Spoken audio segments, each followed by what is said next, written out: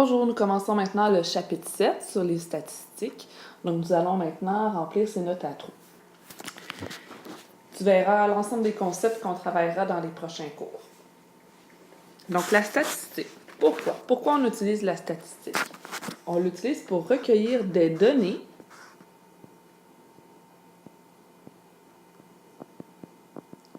les organiser et les présenter à l'aide de différents diagrammes, les interpréter afin de mieux comprendre le monde dans lequel nous évoluons. Donc, on va recueillir des données, on va ensuite les organiser, on va les présenter dans des diagrammes et ensuite, on va interpréter ces diagrammes-là pour comprendre des phénomènes.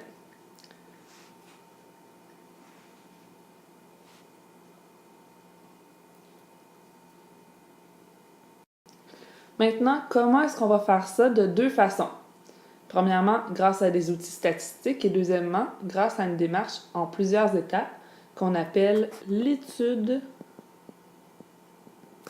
statistique. Donc, 1 et 2. Donc, on va commencer par regarder la partie de gauche, comment on va faire grâce à des outils statistiques. Donc, premièrement, on va utiliser les mesures de tendance centrale.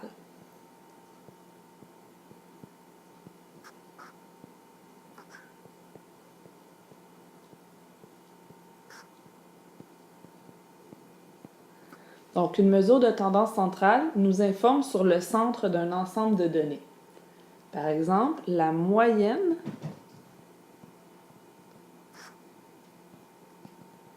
arithmétique. On en entend souvent parler de la moyenne. Si par exemple je fais la moyenne des notes dans la classe, ce serait la note, la note que tout le monde aurait si tout le monde avait la même note. Donc par exemple, si je veux mesurer la moyenne là, des notes 76, 82, 73, je dois les additionner.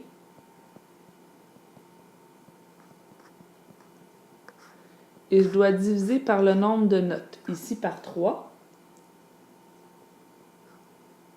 ce qui donnerait 77.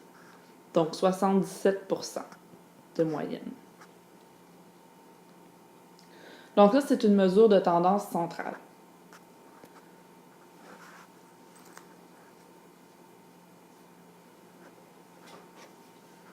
On a aussi les mesures de dispersion.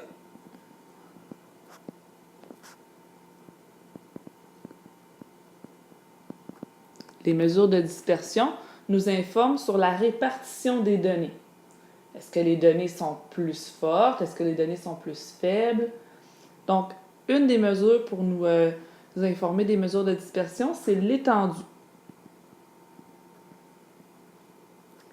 Par exemple, si on a les trois notes suivantes, 76, 82, 73, si on veut trouver l'étendue des résultats, ça veut dire la différence entre le plus élevé et le plus bas. Donc, 82, c'est la note la plus élevée, 73, la plus basse. Donc, ça veut dire qu'il y a 9% de différence entre l'élève qui a la plus haute note et l'élève qui a la plus petite note.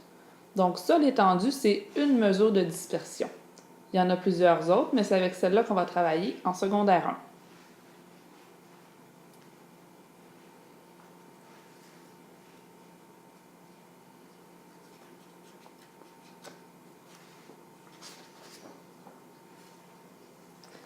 Voyons maintenant l'étude statistique.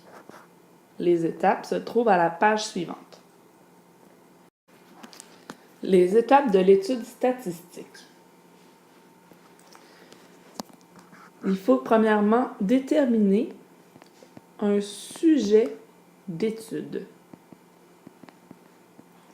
Par exemple, les activités sportives pratiquées au cours de la journée de plein air organisée en 3e secondaire à l'école du quartier. Donc ça pourrait être l'objet d'étude.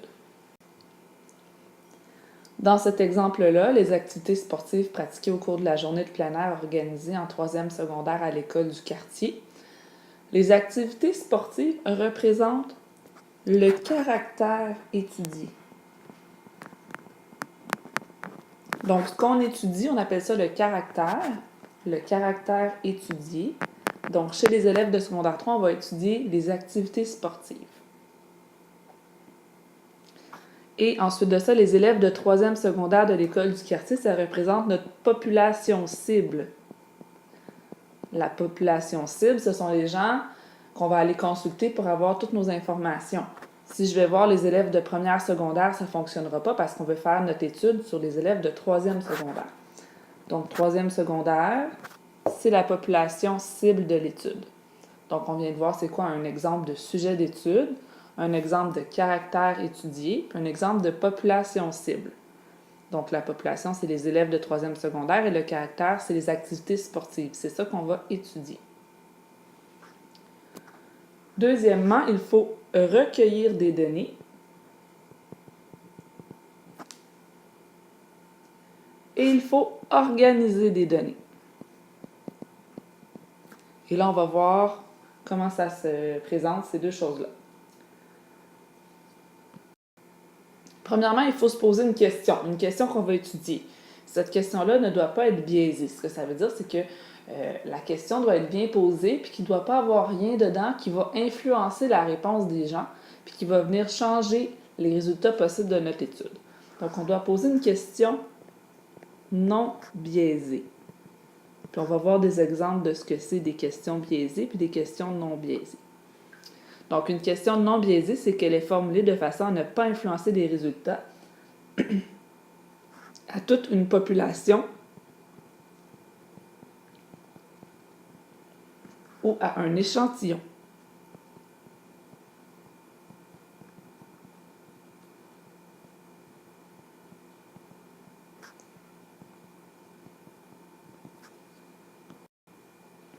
Donc, c'est possible de faire une étude auprès d'une population ou auprès d'un échantillon représentatif. Donc, un échantillon représentatif, ce serait une petite partie de la population, mais qui serait représentatif de cette population-là.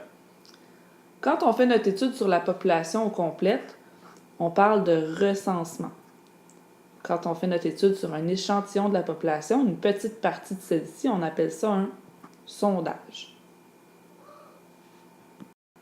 Dans notre exemple un peu plus bas, on donne un exemple de question. À l'occasion de la journée de plein air, quelle activité pratiqueras-tu?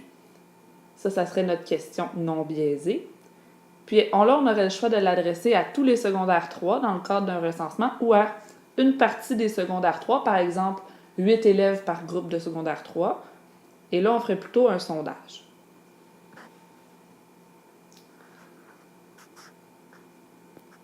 Nos données peuvent être des caractères quantitatifs. En fait, c'est les données à caractère quantitatif. Ce serait des nombres.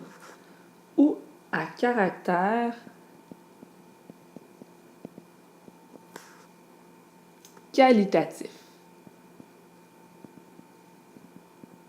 qui ne seraient pas des nombres. Et là, je vais vous donner quelques exemples. Par exemple, quantitatif, on pourrait parler de l'âge,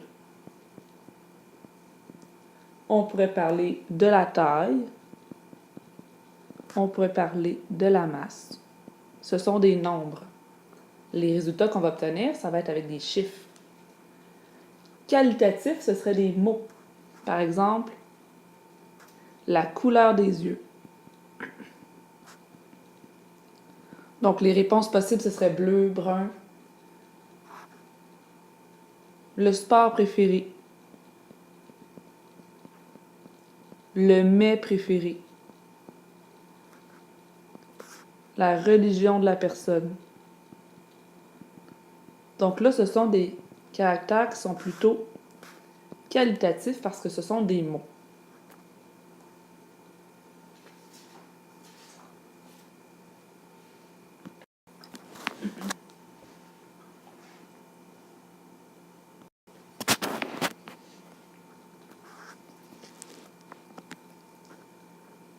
Ensuite de ça, on va parler aussi du tableau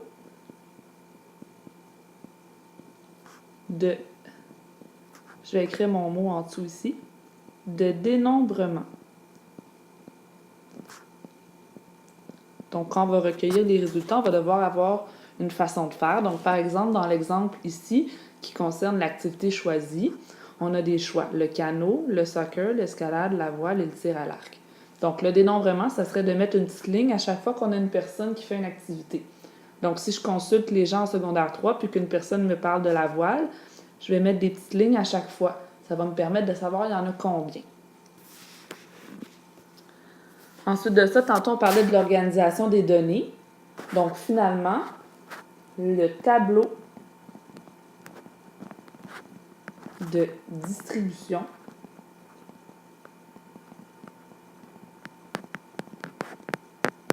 des effectifs. Ça permet d'organiser nos données. Donc, par exemple, ici, je compte 4 personnes pour le tir à l'arc. Donc, dans mes effectifs, dans le tableau à droite, j'ai mis 4 personnes qui font du tir à l'arc. La fréquence, c'est à quoi ça correspond en pourcentage. J'ai 11,1% des élèves qui m'ont répondu qu'ils voulaient faire du tir à l'arc. Ça représente 4 personnes sur 36.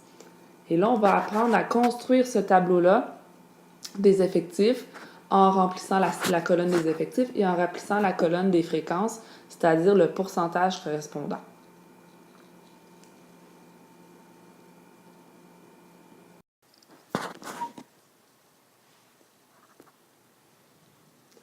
Finalement, à la troisième étape, on va devoir présenter les résultats et interpréter les résultats. Pour ça, on va utiliser des diagrammes. Donc, on a le diagramme à bande.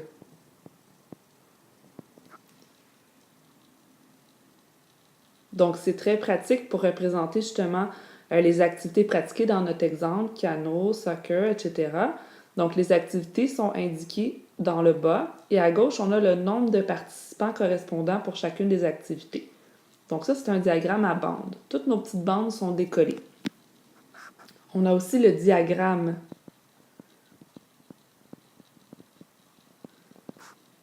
à ligne brisée. Donc, le diagramme à ligne brisée ressemble à ceci. Donc, on a un exemple où on parle de la fluctuation des prix de l'essence. Donc, ça veut dire le changement du prix de l'essence entre les mois. Donc, dans le bas, on voit les mois de l'année. Puis à gauche, on voit le prix. On va apprendre aussi bientôt que ici, ça s'appelle l'axe des X et l'axe des Y. On ne l'a pas vu encore. Donc, par exemple, en juin, le prix de l'essence était entre 1 et 1,5. Puis après ça, en juillet, il avait augmenté un petit peu. Donc, on voit que la courbe, elle augmente. Finalement, on a le diagramme circulaire.